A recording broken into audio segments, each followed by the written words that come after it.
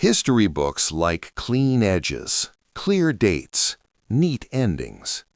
But some stories don't stay where they're buried. On certain nights in the American South, when the air turns heavy and the swamp breathes back, locals swear you can hear it. Soft splashes where no one walks, branches snapping where no wind blows. Old-timers will tell you the land remembers, and this land remembers a rebellion they tried to erase. Because long before freedom was written into law, long before chains were officially broken, a group of enslaved people vanished into the swamp and turned it into a weapon. This is not the story plantation owners wanted passed down. This is not the version printed in school textbooks. This is the story the swamp kept alive when people didn't. It began on land meant to crush hope. The plantation sat at the edge of a vast wetland, miles of dark water, tangled roots, biting insects, and animals that didn't forgive mistakes. Slaveholders believed the swamp was nature's prison wall. Anyone foolish enough to run into it would starve, drown, or crawl back begging. They were wrong. Among the enslaved were men and women who watched quietly. They listened more than they spoke. They memorized patrol routes, moon cycles, and the sound of boots on wooden planks. They noticed which overseers drank too much, which guards fell asleep, and which nights the dogs lost the scent. Most of all, they studied the swamp. While others feared it, they learned it. Which pools stayed fresh after rain, which plants could stop bleeding, which paths only appeared when water dropped just enough. Knowledge became currency, silence became strategy, and slowly, without meetings or speeches, something dangerous took shape. The first to disappear was a young man no one expected to survive long. Weak, they said, quiet, forgettable. When he didn't show up for morning count, overseers laughed it off. Swamp got him, they said. Then a woman vanished. Then 2 brothers. Then an older man who walked with a limp. No bodies, no screams, no proof. Fear crept in where confidence once lived. Slave patrols were sent into the swamp, but they came back shaken, scratched, bitten, exhausted. They spoke of whispers echoing through the trees, of footprints that ended in water, of eyes watching from places no man should stand. The swamp was supposed to erase fugitives. Instead, it swallowed the hunters. What the plantation owners didn't realize was that this wasn't escape, it was organization. Deep inside the wetland, beyond where horses could go, a hidden settlement was forming. Raised platforms of wood, fire pits concealed by mud, lookouts who knew bird calls better than words. Runaways weren't just surviving, they were building. They shared stolen tools, raided supply routes, and freed others under cover of storms. Every successful escape made the system weaker and the swamp stronger. The rebellion had no single leader, no written plan, no name anyone outside would remember, and that made it impossible to destroy. The owners responded the only way they knew how, with violence and denial. They doubled patrols, increased punishments, spread rumors that anyone who ran would be hunted down and displayed as a warning. But no warnings ever appeared, because the swamp gave nothing back. Children grew up hearing half-stories. Officials quietly struck names from records. After a while, people stopped asking where the missing went. Officially, nothing happened. Unofficially, the plantation was bleeding power into the wetlands, and the swamp was far from done. We'll step inside the hidden world the rebels created, how they survived years without being captured, and why their existence terrified the system more than open revolt ever could. If you want to follow this story all the way to its forgotten ending, subscribe to the channel now, because what happened next is the part history tried the hardest to bury. The swamp didn't just hide them, it reshaped them. What began as scattered runaways slowly evolved into something plantation owners couldn't imagine, a living, breathing community built entirely outside the reach of slavery. No chains, no overseers, no bells dictating when to wake, work, or sleep. Inside the wetlands, freedom didn't arrive as a celebration, it arrived as discipline. Every person who reached the inner swamp had to learn fast or die. There were rules, though no one wrote them down. Fires only burned where smoke could dissolve into mist. Footprints were erased with branches. No one traveled alone. Children were taught silence before they were taught speech. The swamp was their shield, but only if they respected it. They learned to move with the water instead of against it. Paths changed daily. Shelters stood on stilts made from scavenged wood and vines, lifted just enough to survive rising floods. Food came from fish traps, wild roots, stolen livestock taken so carefully the plantation couldn't tell what was missing. Nothing was wasted. Nothing was loud. Nothing was careless. This wasn't chaos, it was resistance refined by necessity. What made the hidden settlement truly dangerous wasn't survival, it was intelligence. Information flowed faster through the swamp than through plantation houses. Enslaved workers still on the plantations passed messages using songs, gestures, and subtle changes in routine. A shifted verse meant patrols were coming. A missing beat meant someone was ready to run. The swamp rebels knew when new overseers arrived. They knew when weapons were moved. They knew which nights guards drank themselves blind. Sometimes they struck. Tools vanished. Boats drifted away overnight. Bridges collapsed just enough to delay pursuit. No deaths, just disruption.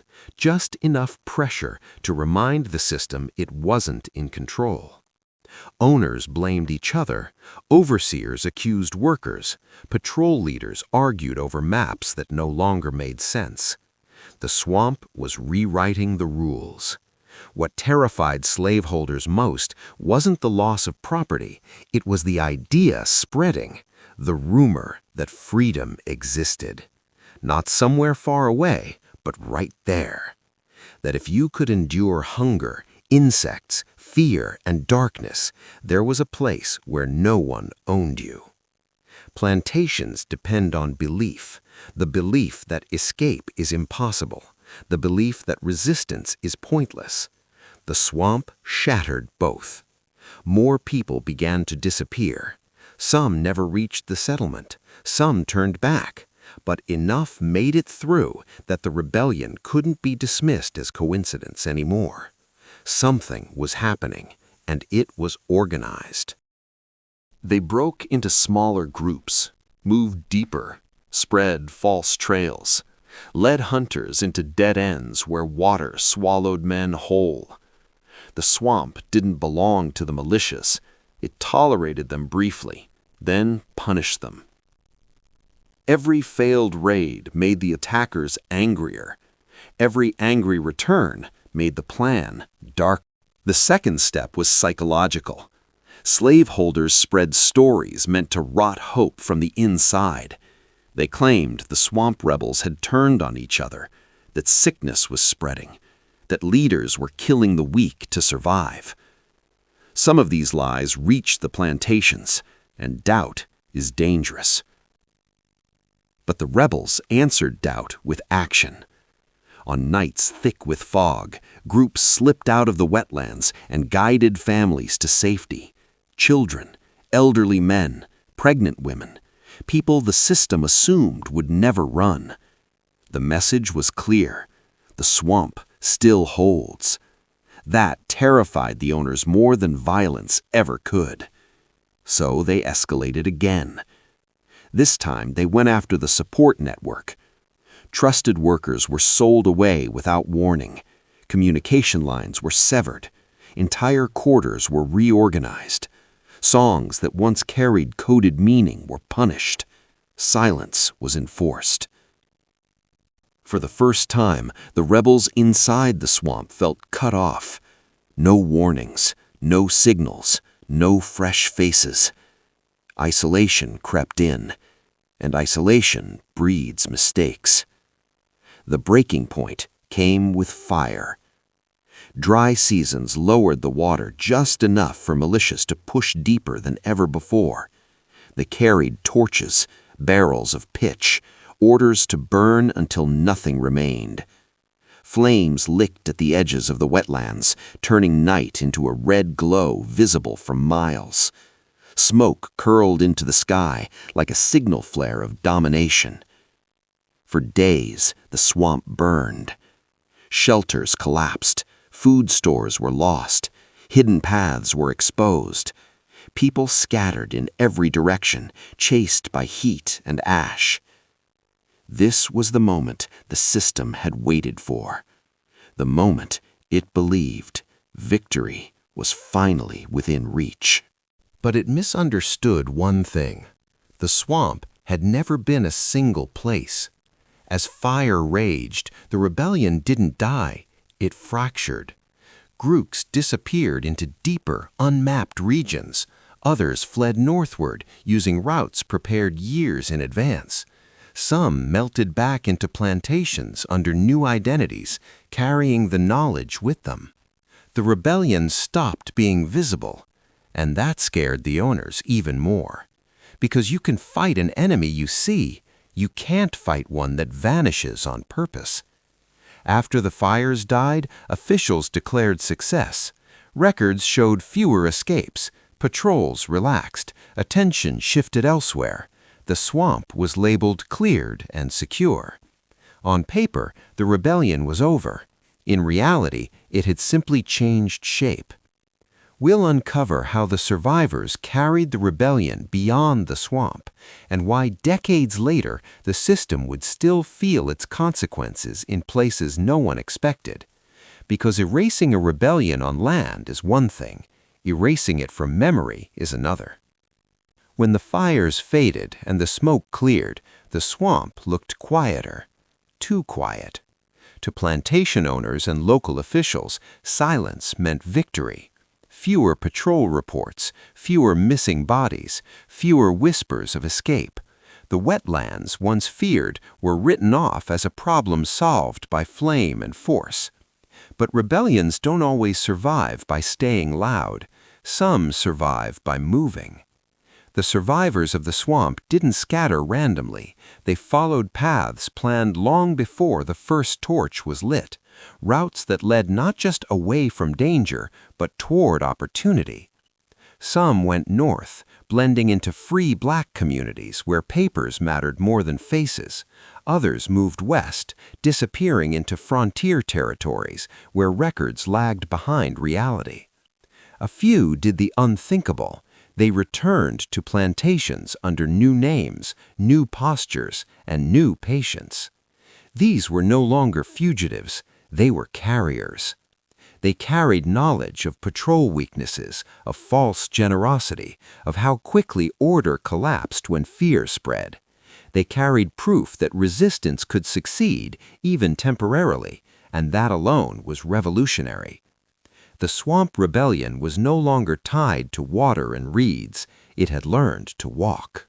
Plantation systems depend on predictability, on knowing where people are and where they aren't. The return of former rebels shattered that certainty. Workers who seemed obedient were suddenly harder to read. Small acts of defiance multiplied. Tools broke more often. Productivity slipped in ways overseers couldn't explain. No slogans, no flags, just friction. And friction is expensive. Stories began to circulate again, this time far beyond the swamp. Not detailed accounts, just fragments. There was a place where they couldn't catch us. They burned it, but it didn't end. Freedom isn't only north. These weren't bedtime stories. They were instructions disguised as memory. White authorities noticed the change, even if they didn't understand it. Escapes no longer followed familiar patterns. People vanished without heading toward known routes. Some reappeared weeks later, unharmed, saying nothing. Others were never seen again, but not in the way slaveholders expected. The rebellion had stopped trying to win battles. It had started undermining belief. What frightened the system most was the absence of leaders. There was no single name to erase, no figure to capture and display.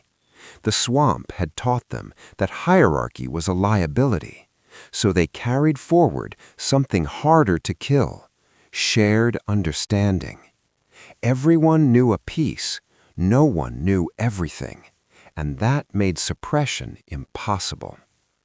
Decades later, long after the original swamp settlement had been reduced to ash and memory, government surveyors would report strange findings: elevated ground where no settlement was recorded, old paths leading nowhere, remnants of structures in places maps said were empty. Local folklore filled the gaps.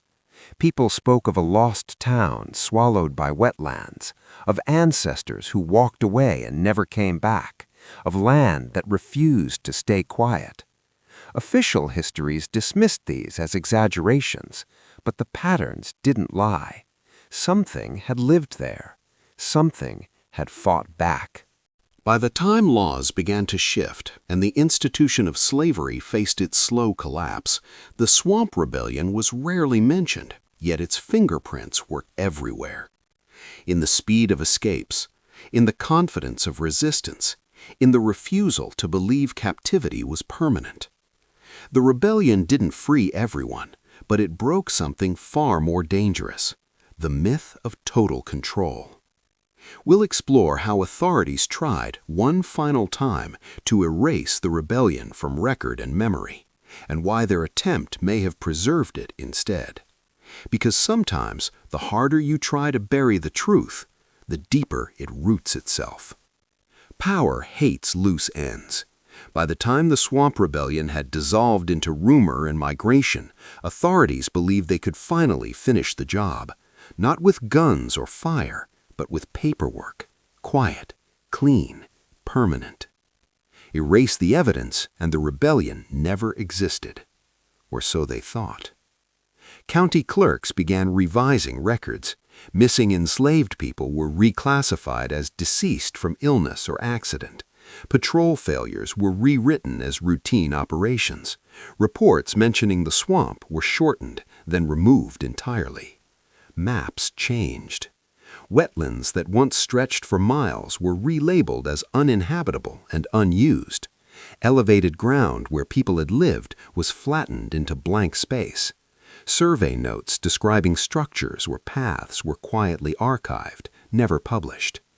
If it didn't appear on paper, it couldn't threaten the system. But erasure leaves fingerprints of its own. Local communities noticed the gaps.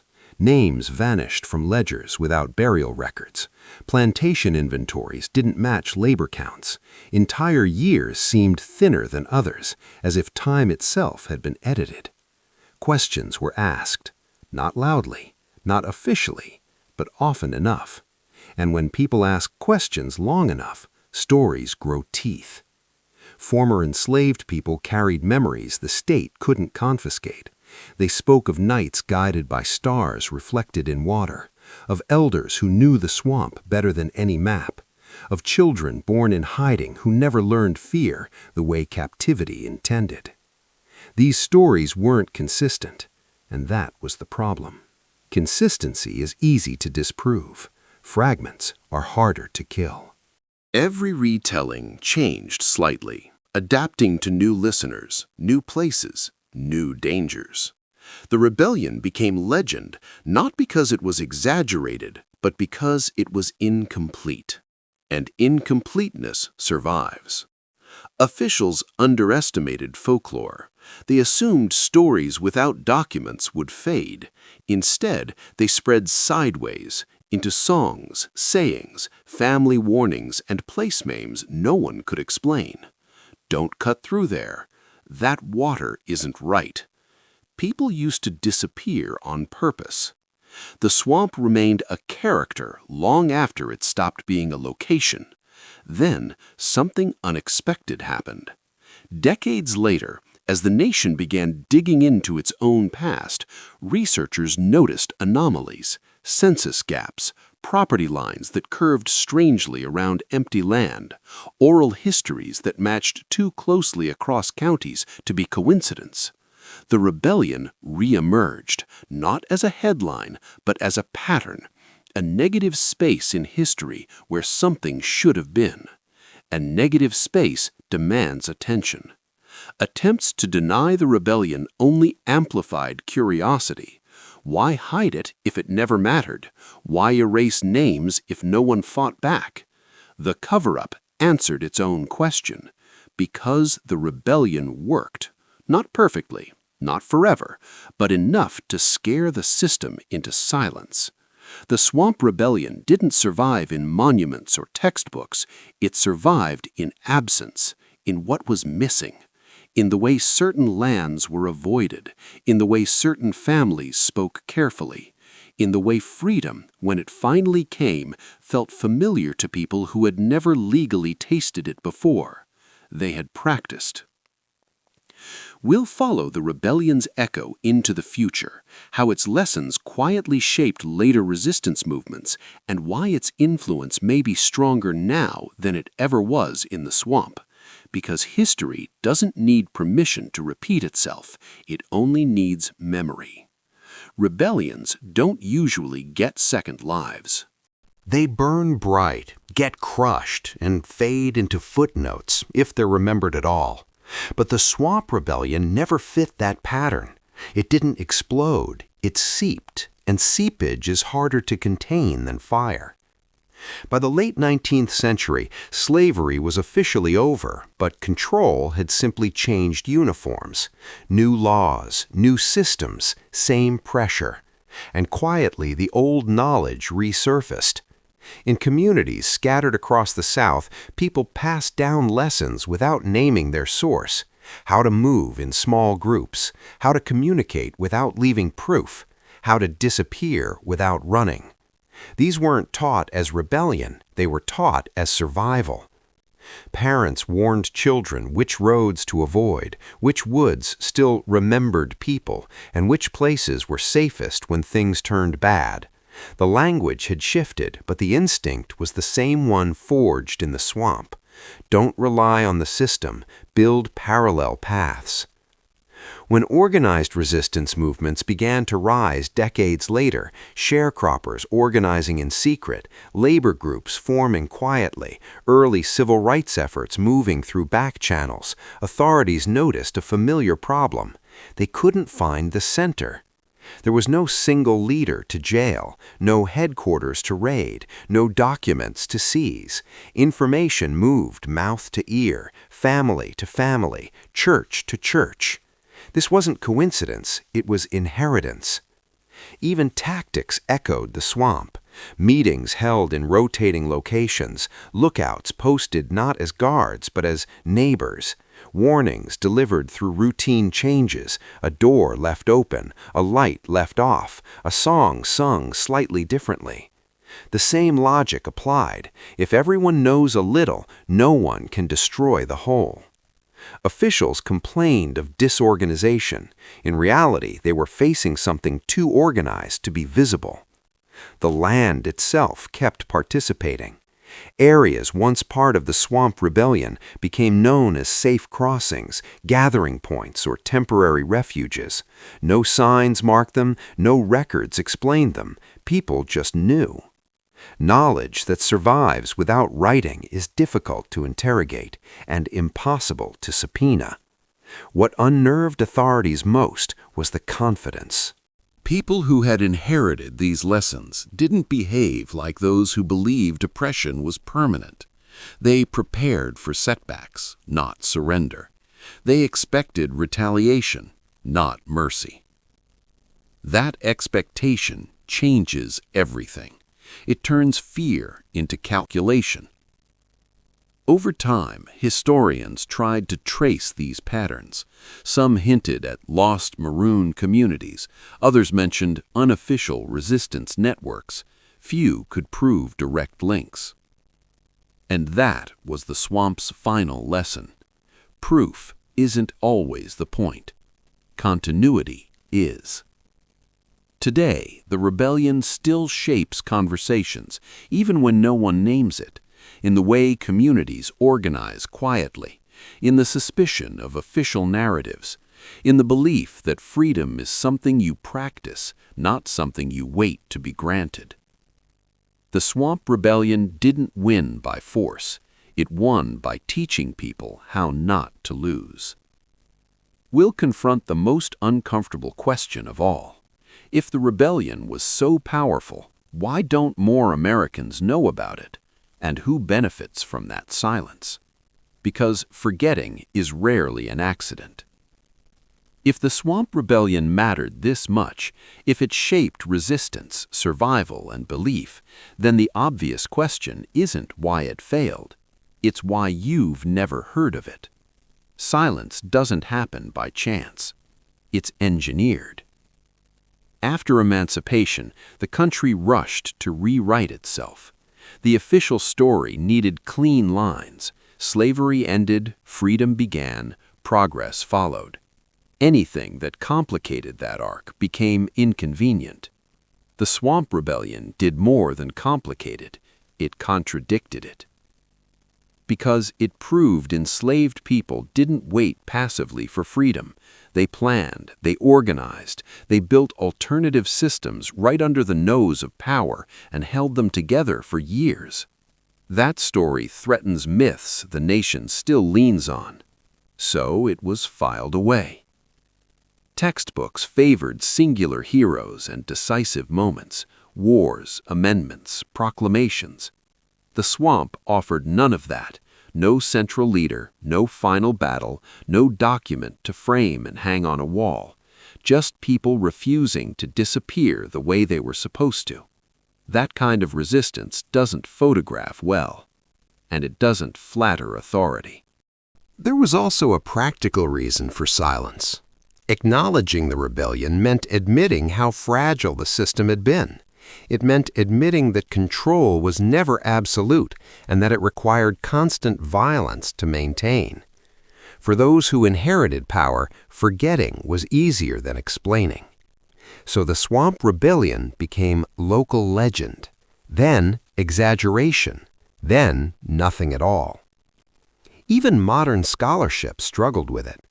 Historians rely on records, and the rebellion lived off the grid. Its success depended on not being written down. No manifestos, no membership lists, no preserved letters. Erasure had been part of its survival strategy. Ironically, that same strategy later made it invisible. But invisibility doesn't equal absence. Every so often, something slipped through. A plantation ledger with too many unexplained losses. A court case referencing runaways presumed drowned. A military report complaining about terrain that behaves against expectation. Tiny cracks, enough to suggest a much larger structure beneath the surface. Silence also protected people. Families who carried the memory knew better than to advertise it. During eras when black resistance was met with lynching and legal terror, remembering too loudly was dangerous. So stories stayed inside homes, inside churches, inside coded language. Survival demanded discretion. The result was a strange paradox. The rebellion was powerful enough to change behavior, but quiet enough to avoid retaliation across generations. That balance is rare and intentional. Today, the silence continues in subtler ways. Historical sites that mention swamps but not communities. markers that celebrate plantations without acknowledging what escaped them, maps that still show emptiness where people once lived free. The absence isn't neutral, it's inherited. We'll examine the physical traces that remain, the land itself, the anomalies researchers can't explain away, and why nature may be the most honest historian of all. Because paper can be edited, but the ground remembers.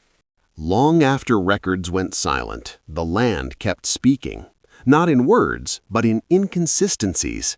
Surveyors in the early 20th century noticed it first: wetland maps that didn't line up with reality, elevated patches of ground where no geological reason existed, narrow ridges running through swamps that looked natural until you walked them and realized they were too level, too deliberate.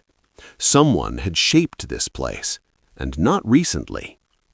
Archaeologists would later find traces that didn't fit the official story: charred wood beneath layers of sediment, post holes arranged in patterns that suggested raised platforms, fish traps older than nearby settlements but more advanced than temporary camps were supposed to be. These weren't signs of people passing through. They were signs of people staying, living, organizing, planning. The Swamp Rebellion had left a physical fingerprint, and it didn't care whether anyone was looking. Nature, unlike paper, doesn't revise itself to please power. When fires swept through the wetlands generations later, old foundations resurfaced. When droughts lowered water levels, pathways reappeared, only to vanish again when the rains returned. The swamp revealed its secrets on its own schedule, and it always hid them again. Local communities had never needed scientific confirmation. They already knew. They spoke of high ground that shouldn't be trusted with development, of water routes that felt guided, of places where sound carried strangely, as if the land had learned to listen. Children were warned not to play in certain areas, not because they were dangerous, but because they were important, sacred, without ceremony. Researchers who tried to document these findings faced quiet resistance. Landowners denied access, funding disappeared, projects were redirected. No official ban was needed. Interest alone was enough to trigger discomfort. Because proving the rebellion existed meant confronting why it had been erased. Even today, satellite imagery reveals oddities: lines in vegetation that trace former walkways, clearings that refuse to grow dense despite decades of neglect, soil compositions altered by long-term human presence. The swamp doesn't forget labor. It preserves it. What makes these traces unsettling isn't just their existence, it's their intention. Everything was built to vanish. Platforms designed to collapse safely, paths meant to flood, structures that left no stone or brick to testify. The rebels understood permanence was a liability. Survival required adaptability. So they built a world that could disappear on command. That philosophy outlived the settlement. It shaped how memory moved, quietly, conditionally, only when safe. The land mirrored the people who lived on it, present but not exposed, resilient but not obvious. We'll look at how modern conversations about freedom, resistance, and autonomy echo the same ideas born in the swamp, and why this forgotten rebellion may be more relevant now than ever before. Because some histories aren't just about the past, they're instructions. At first glance, the Swamp Rebellion feels distant, another buried chapter from a brutal past. But the reason it still unsettles people isn't because of what happened, it's because of how it happened. The rebellion didn't rely on speeches, armies, or recognition. It succeeded by staying small, flexible, and almost invisible. And those ideas are everywhere now, whether we acknowledge their origin or not. Modern movements often struggle with the same dilemma the rebels faced. How do you resist a powerful system without becoming an easy target? The swamp answered that question generations ago. Don't centralize, don't announce, don't wait for permission. Build quietly, protect each other, share knowledge instead of power. That logic appears again and again in modern organizing, mutual aid networks, and community-based resistance, even when participants don't know where it came from. The rebellion also challenges a comforting myth that freedom arrives neatly, handed down from authority, fully formed and complete. The swamp tells a different story. Freedom was practiced long before it was legalized. People rehearsed it in hidden spaces, refining the skills needed to hold it once it arrived. Without that rehearsal, legal freedom would have meant far less. That's an uncomfortable truth, because it implies liberation isn't a gift, it's preparation. There's another reason this story matters now. The Swamp Rebellion exposes how power responds when it feels threatened, first with denial, then force, then erasure. That pattern hasn't changed, only the tools have. Understanding that pattern helps explain why some struggles never make headlines and why others are remembered only in fragments. Silence is rarely neutral. The rebellion also forces us to reconsider intelligence. These weren't desperate runaways acting on impulse. They were strategic thinkers operating under extreme pressure, making long-term decisions with limited resources. They mapped terrain, built supply chains, managed risk, designed redundancy. They ran an underground society, and they did it while being hunted. That deserves recognition, not pity. Perhaps the most powerful lesson is this: systems that rely on total control are most vulnerable to people who stop playing their role. The swamp rebels didn't attack plantations directly. They withdrew from the script. They refused to participate in the logic designed to crush them. That withdrawal destabilized everything.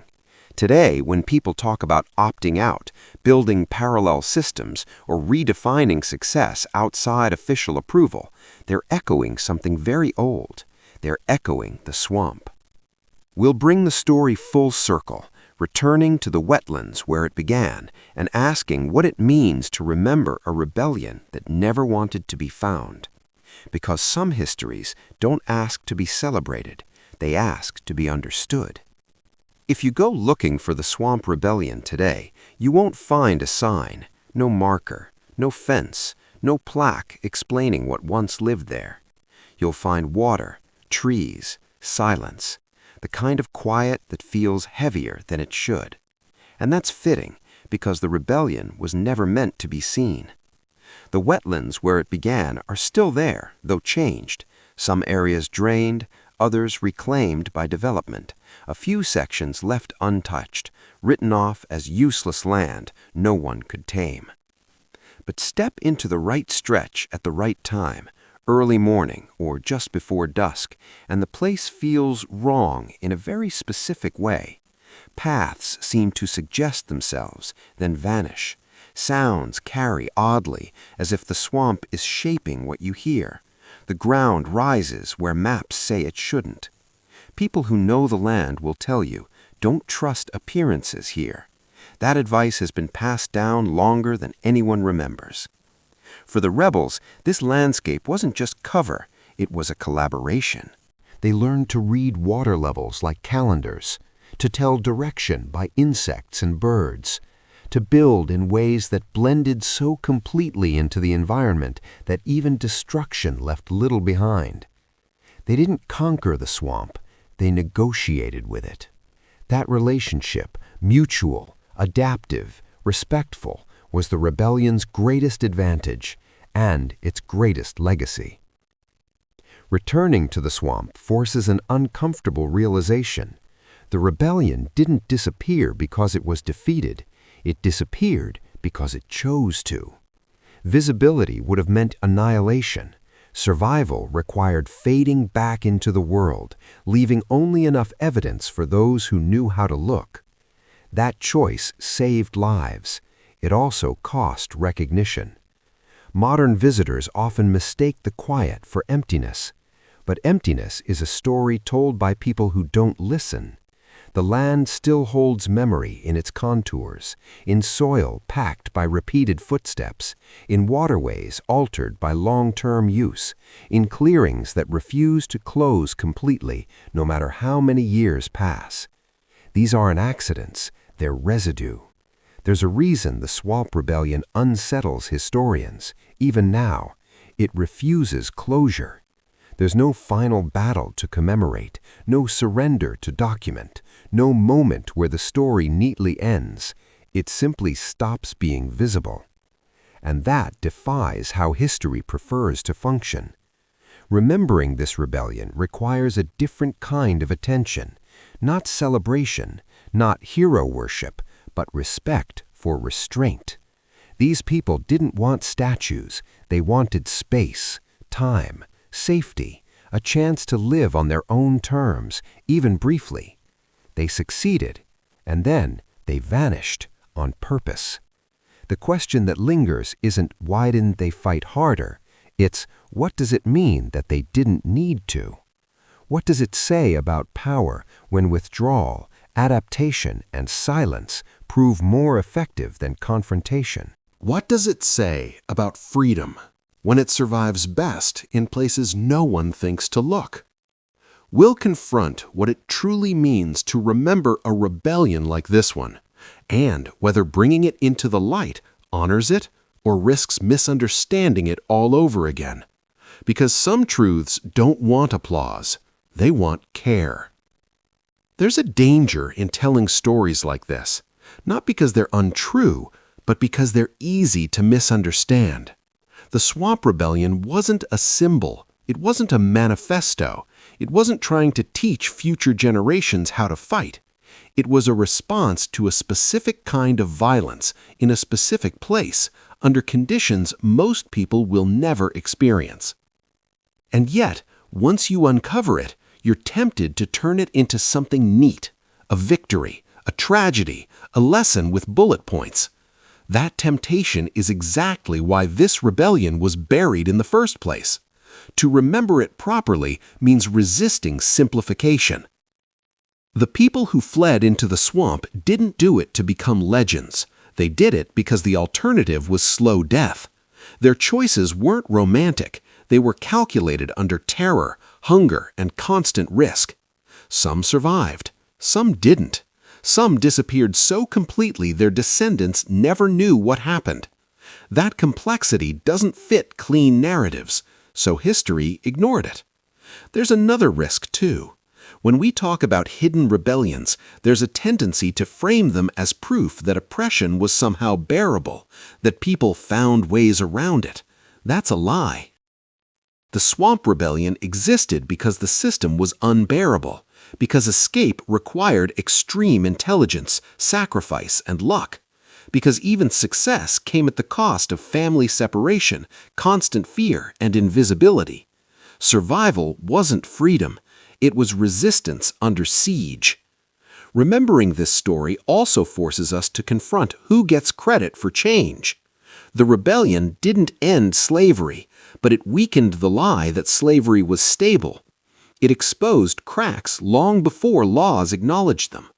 Progress didn't begin in courtrooms. It began in places no one was supposed to survive. That's uncomfortable for a nation that prefers its history orderly and official.